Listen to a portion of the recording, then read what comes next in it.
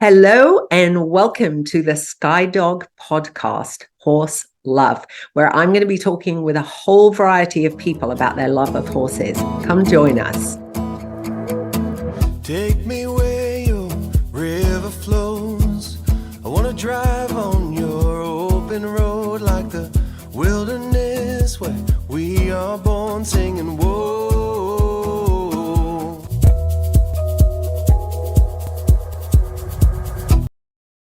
Thank you so much, Grace, for being here. It means a lot. Of course, I'm happy to be here. So my name is Grace Kuhn, and I am the communications director for the American Wild Horse Campaign, which is the nation's leading wild horse and burro protection organization. Thank you. And obviously, we are both you obviously being a massive advocacy organization and us doing our small part over here. But I was really interested because I've never asked you this question. How did it all come about? Like, why wild horses, and how did you get started with AWHC? And tell us all about that.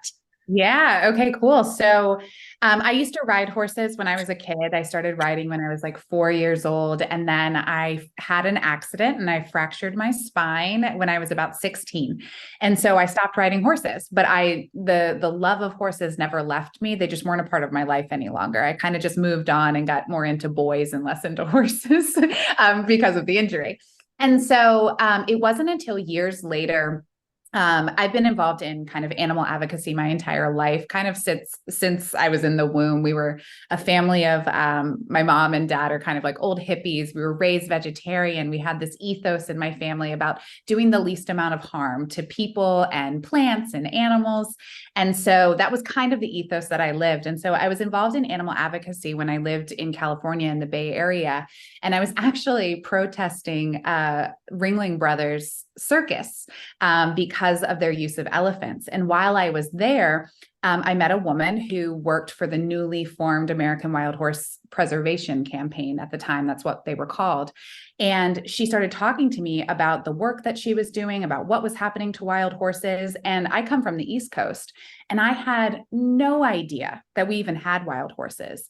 And this was in 2011. And it just sparked my interest. I couldn't believe what she was telling me about how they were like being brutalized by helicopters and the deaths. And in 2011, I feel like there was BLM, or the Bureau of Land Management, was more of a rogue agency than it even is now. And horses were being treated horrifically. So she talked to me about it. She said that how her organization was just starting and she really needed some help. And so I researched.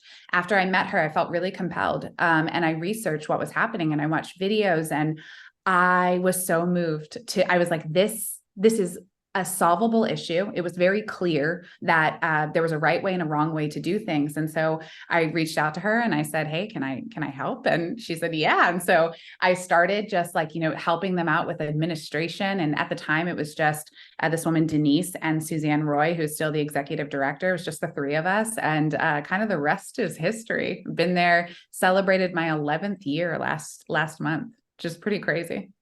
That is incredible. And it's actually really nice for me to hear that, I always feel like things keep getting worse, but I think it's really important to focus on. I think one of the biggest things that you do is raising awareness and educating people about wild horses, because it's extraordinary. Obviously, I take for granted, and I'm surrounded by people that understand the issue and know about the issue. And it is really incredible to me, even now, how many people I still meet that had absolutely no idea, that there are wild horses out there, that what is happening to them. And I think that is an enormous thing you've done. But would you just kind of like talk to some of the changes that you've seen happen that have made things slightly better? Because I think it's good to kind of focus on the hope of it, that this can bring change.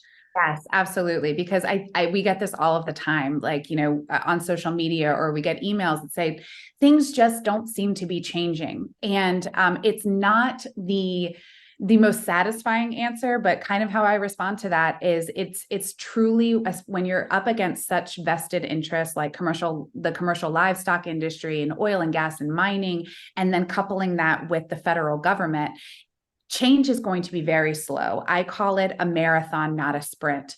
And that's disappointing to people. But the truth is that the more people find out about this issue, they're immediately pushed to care. And then that's when change starts to happen. So some things recently, I mean, we've had some big wins in these last couple of years that are really inching us forward towards, more true wild horse protection. So for instance, on Capitol Hill, for the last 3 years, we've secured upwards of $11 million in federal funding that will divert funds away from helicopter roundups and towards fertility control.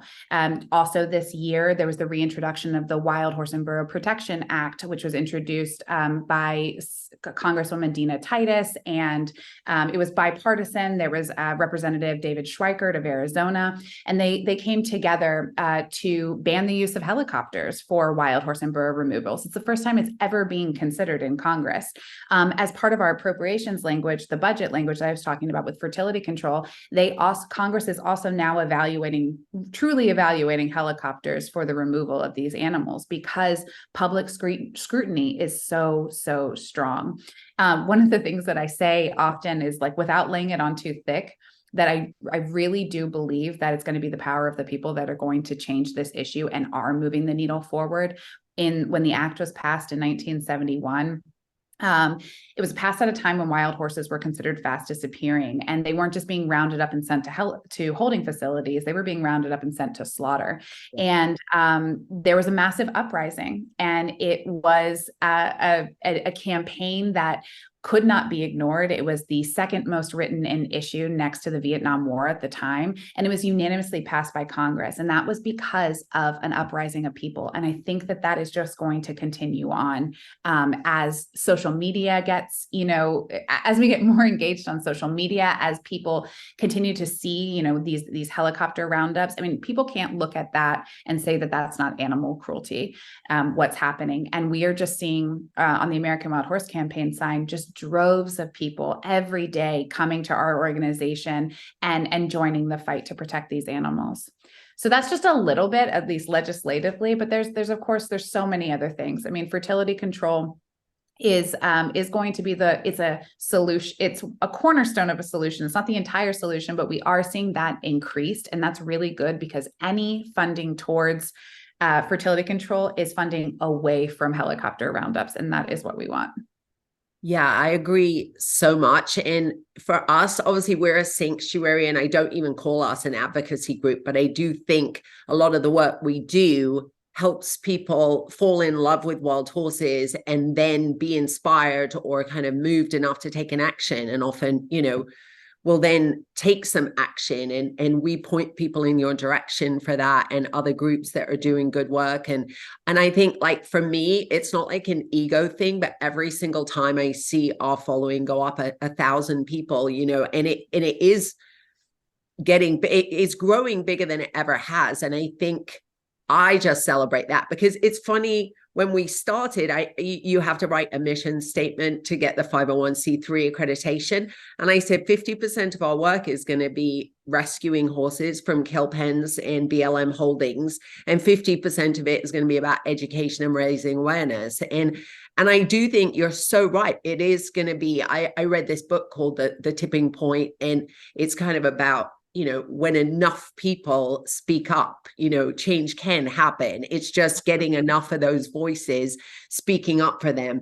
And I know that we've done, I don't know if our followers know, but we've worked together several times really, really successfully. And I was just thinking about the different times, like the pine nut families, when they were all captured. I think 21 of them were bait trapped, and we all worked together as a group, which I always love. I kind of am all about, be the change you want to see in the world. And I feel like it was the kind of standard practice that there was so much infighting and hostility between rescues and advocacy groups and everything. So I've tried as much as possible to work with other groups, and not that you need anyone raising attention for you, but it was really meaningful, to work together on that and get Samson and Jet and his family Yeah, I mean, that was a great coordinated effort. And I feel like that's like the vision of what I would love for this issue is for people to really just like drop our differences and like, let's see the focus. And what is the focus? The focus is kind of eternal freedom for these animals and protection from harm.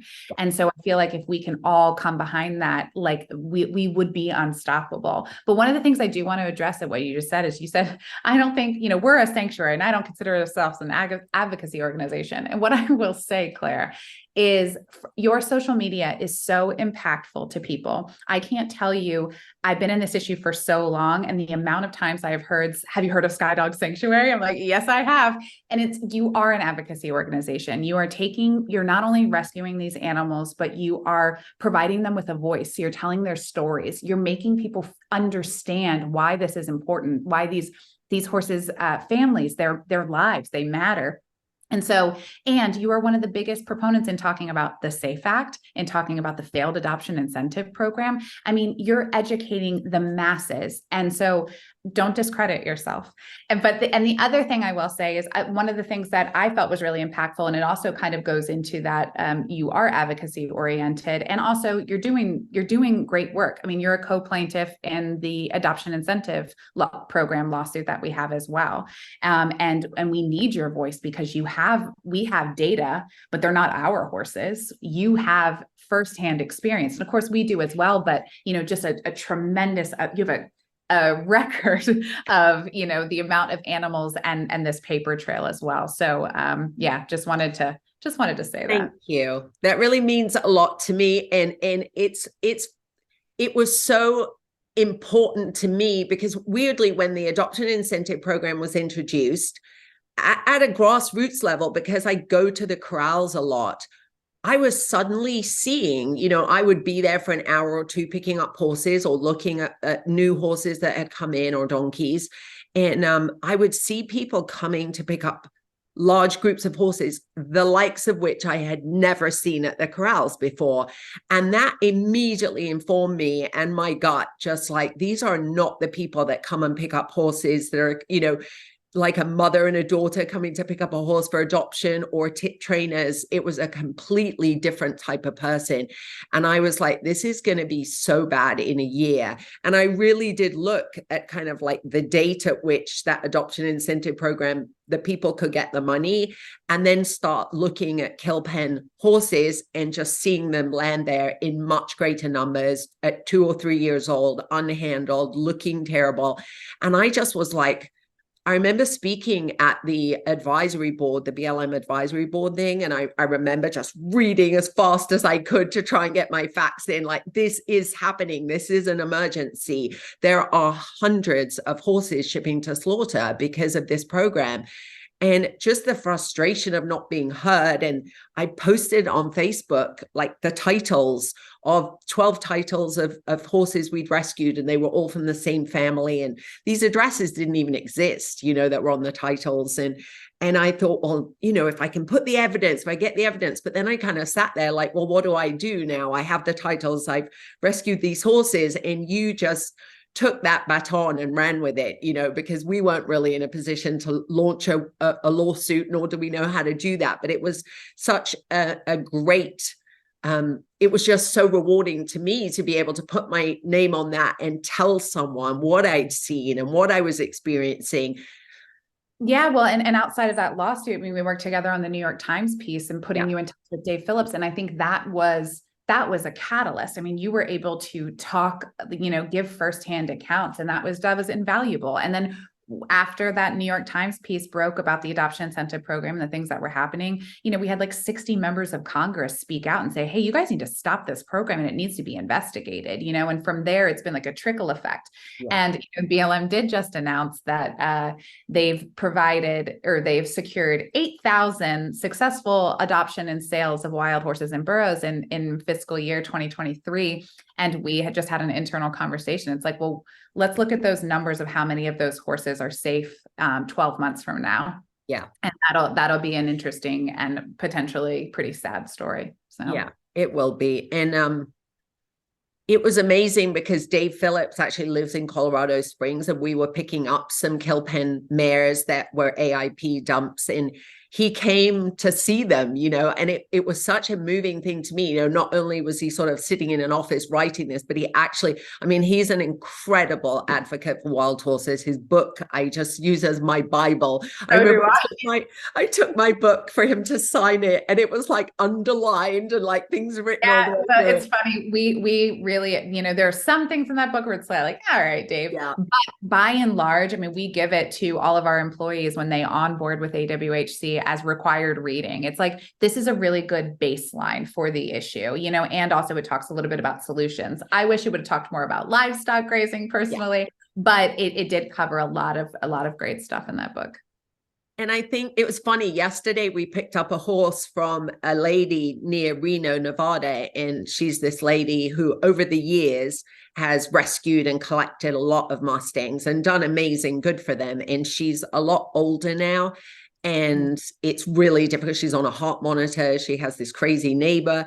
And last year, we donated some money for her to pay for hay for the horses to get through winter. And I remember her saying, you and American Wild Horse Campaign are the only people helping me, and I think it's something you guys don't maybe broadcast a lot, but like there is a lot of stuff that both of us as organizations do behind the scenes. If I can help someone keep Mustangs in their home and cared for, it's much better in the long run than us taking them all, because and it was extraordinary. Like we were there yesterday, and a lot of the horses there have these kind of clubbed turned over feet, and we were like taking pictures and like, okay, we'll come back for these guys, but it really touched me, that you do a lot of that behind the scenes. It's not just corporate advocacy, as sometimes people say.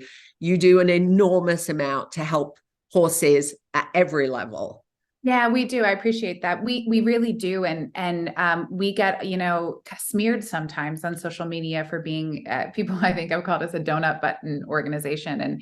And I find that really insulting, because I've dedicated, 60 hours every single week to this issue for more than a decade of my life. And I see what we're doing day in and day out and how deeply our staff cares about this issue. But yeah, one of those things is our rescue fund, where anybody with a 501c3 status can apply to get a grant from the American Wild Horse Campaign for rescue, or for transport, or for hay, or medical care. You name it, we can fund it. And so I appreciate you bringing that up, because we do. We're not a sanctuary. We are not a rescue. Our mission is to keep wild horses wild on public lands, but we do want to support the organizations and the people who are on the ground as much as we can.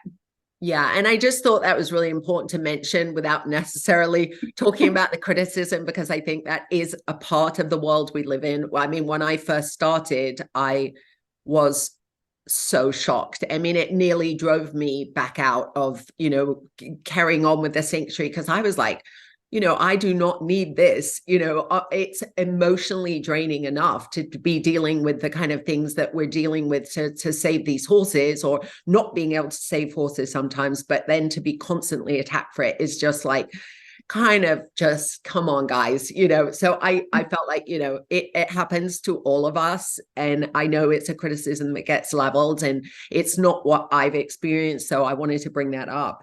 But, also you and us have done, I think, at least 2 or 3 huge rescues of horses, 20, I think it was over 20 horses that we pulled out of a Colorado kill pen, and another group out of, I think, Bowie.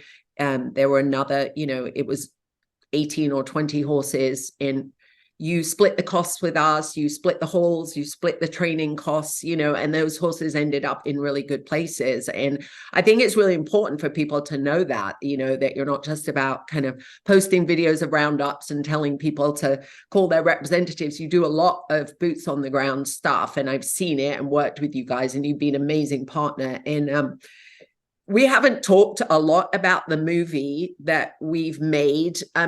I haven't made it. It's not my movie. I don't have any creative control over it, but I did suggest a lot of the people that they go talk to, one of which was obviously you guys. And I think that your voice in the Blue Zeus movie is so strong and so powerful. And I'm so grateful that you were a part of that, you know, and we've just filmed like the final interview for that. And hopefully it's entered into Sundance. So we hope it'll get in, but it'll hopefully do the rounds of festivals and be another thing out there to kind of be the bane of BLM's life, which I like thinking we are.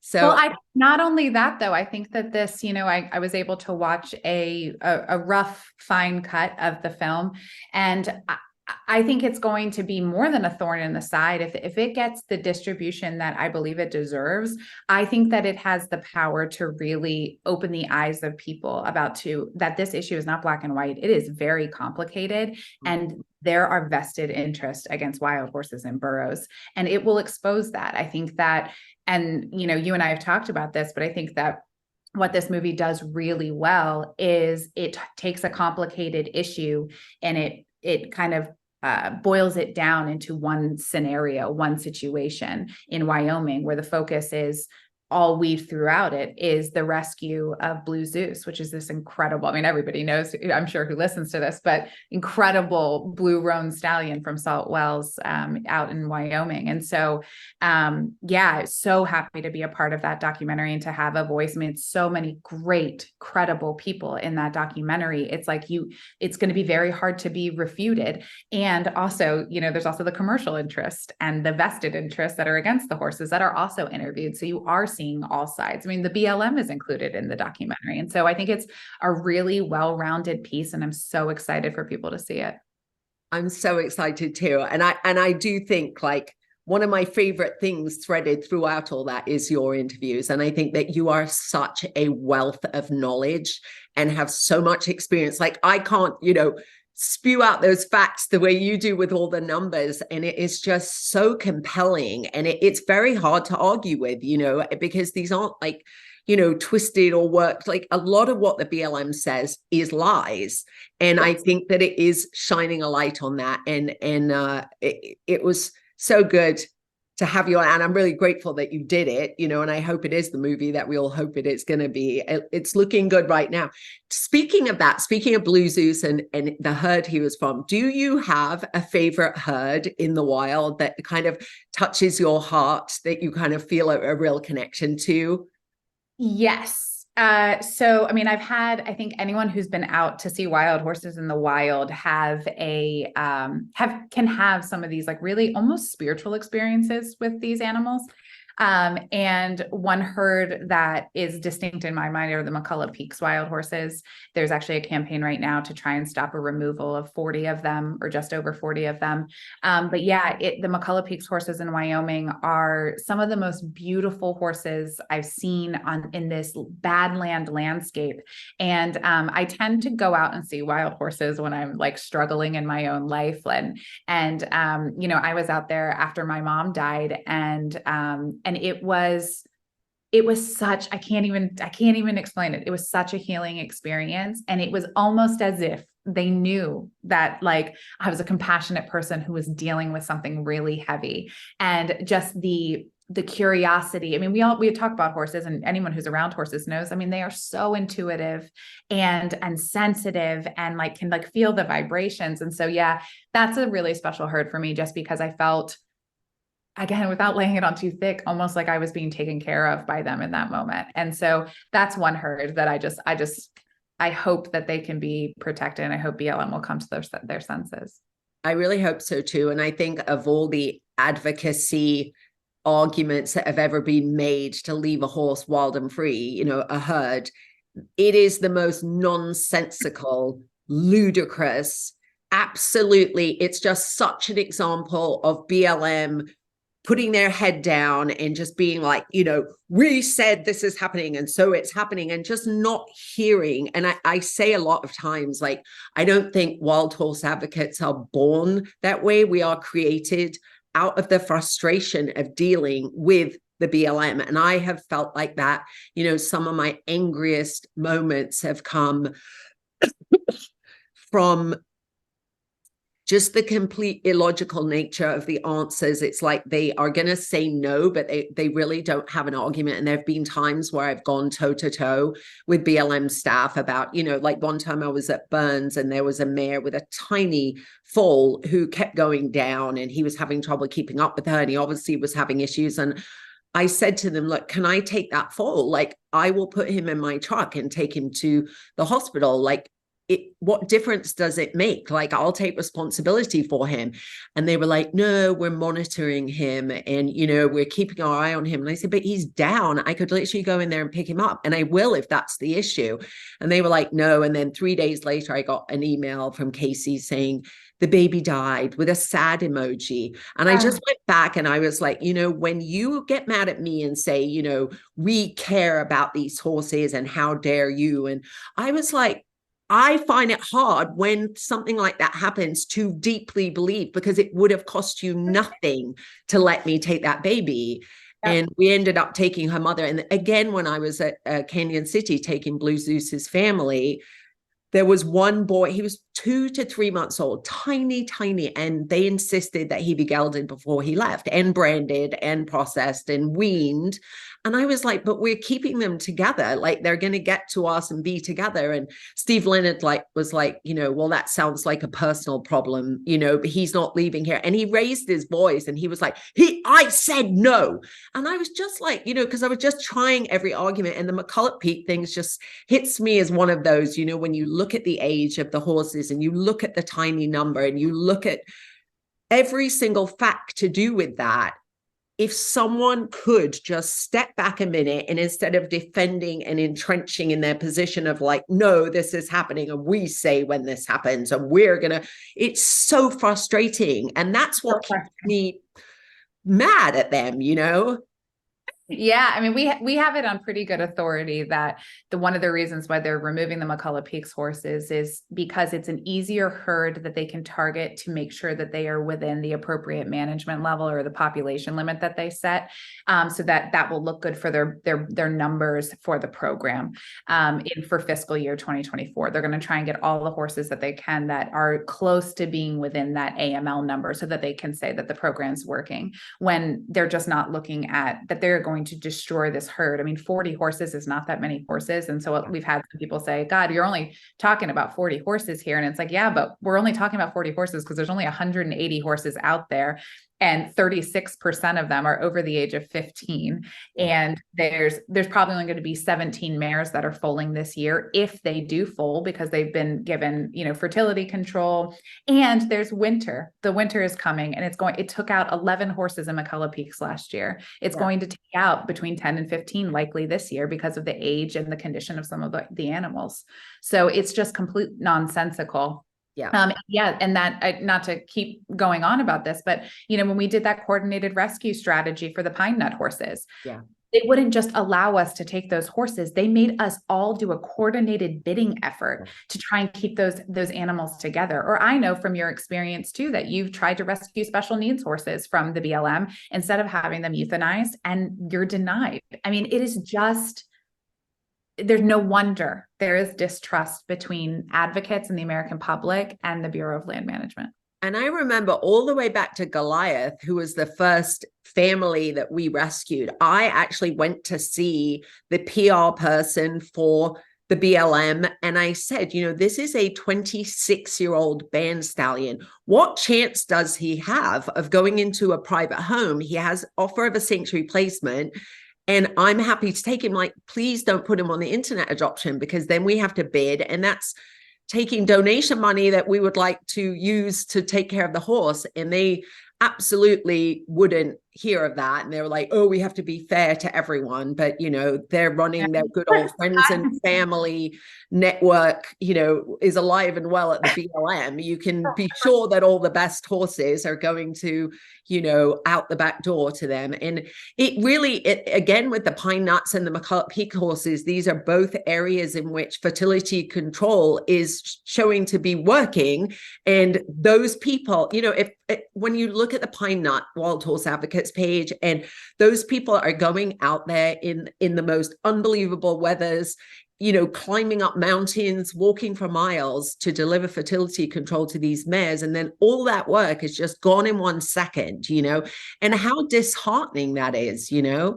And in McCullough Peaks, I mean, we were working with one of the BLM's volunteer darters, and she stopped darting because she was like, this is egregious. Why am I wasting my time out there? We have a funded program. And the American Wild Horse Campaign has offered to fully fund that program. If they halt the roundup, we will provide staff, we will provide funding to make sure that it's not that many horses. It's completely doable. I mean, I can't even stress how unnecessary and pointless it would be to remove those animals. But yeah, I agree. So I was just going to ask you, on a personal note, what was your, do you have a happiest memory, like maybe a best victory or a time when you were out with wild horses, and then maybe a worst memory of just that kind of frustrations that we were talking about? Also to do with what do you think are the most egregious crimes that the BLM kind of perpetuates on these horses on a kind of small or large level? God, I mean, how much time do you have, 10 minutes, actually. Yeah. Well, so, I mean, as far as one of my favorite moments was, and I think, and you were involved in some of this too. I remember you came on the game, but to stopping the ovariectomy experiments on wild mares. That was a really big one. We had filed lawsuits, 3 lawsuits to stop the Bureau of Land Management from performing this blind, archaic surgery called ovariectomy, in which a veterinarian puts their arm into a mare's vaginal canal and uses a tool to rip out their ovaries.